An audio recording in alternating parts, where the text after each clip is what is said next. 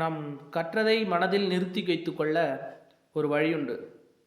நம்ம ஒரு விஷயத்தை படிக்கிறோம், அதை நம்ம மனசில் நிறுத்தி வைக்கணும். அதுக்கு என்ன சார் வழினா, முதல்ல அதனுடைய பர்பஸ், அதாவது அதன் பயன் கருதி நாம் படிக்க வேண்டும். இப்போ நம்ம ஒரு பாடல் அல்லது ஒரு பட வசனங்களை பேசும்பொழுது எதற்காக நம்ம அதை உள்வாங்குகிறோம்? யாரிடமோ நம்மளுடைய குரல் வளத்தை வெளிப்படுத்தவும், நம்ம திறமை வெளிப்படுத்தவும் மட்டுமே நம்ம அதை பயன்படுத்துகிறோம் இல்லைங்களா? அல்லது யாரையாவது இமிட்டேஷன் போல செய்யும் பொழுது அதற்கான ஒரு குறிப்பிட்ட வசனங்களை நம்ம பேசி நம்ம அவர்களை கவர்கிறோம். ஆக அதை போல தான் நாம் படிக்க வேண்டிய விஷயங்களை நாம் எதற்காக படிக்கிறோம், அதனுடைய பயனை கருதி நீங்கள் ஒரு முறை படிக்க வேண்டும். ஆக நம்ம ஒரு பள்ளியில் படிப்போ அல்லது கல்லூரி படிப்போ படிக்கும் பொழுது அங்கு நாம் எதை கருத்தில் வைத்து கொள்ள வேண்டும் என்றால், நம்ம இதை படித்தா நமக்கு நல்ல மார்க் எடுப்போம், நல்ல டிஸ்டிங்ஷனில் வருவோம், நம்ம முதல் மதிப்பெண் எடுப்போம், அந்த முதல் மதிப்பெண்கள் நம்ம உயர்கல்விக்கு வழிவகுக்கும் அல்லது ஒரு வேலைக்கு நம்மை முந்தி செல்லும், அது நமக்கு ஒரு எஸ்கலேட்டர் மாதிரி முன்னாடி கொண்டு போகும் அப்படின்ற எண்ணத்தை நீங்கள் மனசில் வச்சுக்கிட்டாவே இது நமக்கு எந்த அளவுக்கு பயனை தரும் என்கிற ஆழமான ஒரு சிந்தனையை உங்களுக்குள்ளே வச்சுக்கணும். நான் இப்போ இந்த டிகிரி படிக்கிறேன், இந்த 10th +2 படிக்கிறேன், இதுதான் என்னோடய லைஃபு அப்படின்னு நீங்கள் நம்புறீங்களோ அப்போவே நீங்கள் படிக்கிற விஷயம் உங்கள் மனதில் நிறுத்த வைக்கப்படும். அதை படிக்கும் பொழுது நுனிப்புள் மேய்ந்த பசுக்களை போல் இருக்கக்கூடாது.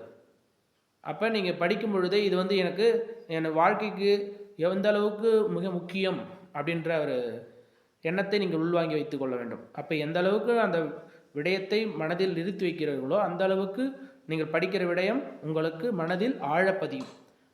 அப்போ அதுபோல தான் திரைப்பட பாடல்களாக இருக்கட்டும், வசனங்களாக இருக்கட்டும், அதையெல்லாம் உங்களோட மனதில் நிறுத்தி வைக்கிறதுக்கான காரணம் என்னவென்றால் அதனுடைய சுவை உணர்கிறீர்கள்.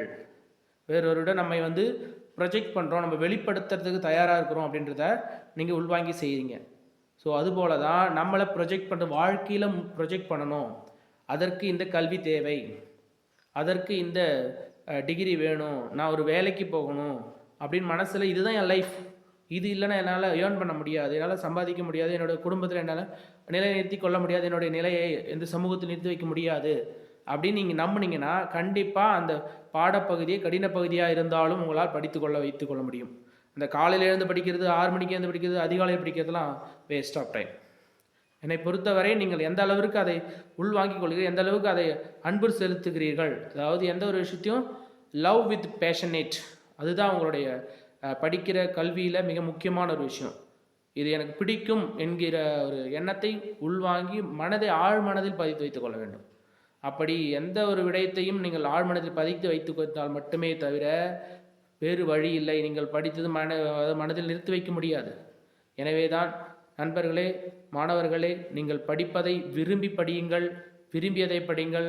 நீங்கள் அதாவது உயர்கல்வியில் தேர்ந்தெடுக்கும் ஒவ்வொரு பாடப்பகுதியும் உங்களுடைய விருப்பத்திற்கு மாறாக இருந்தால் அது உங்கள் மனதில் நிறுத்தி வைக்கப்படாது.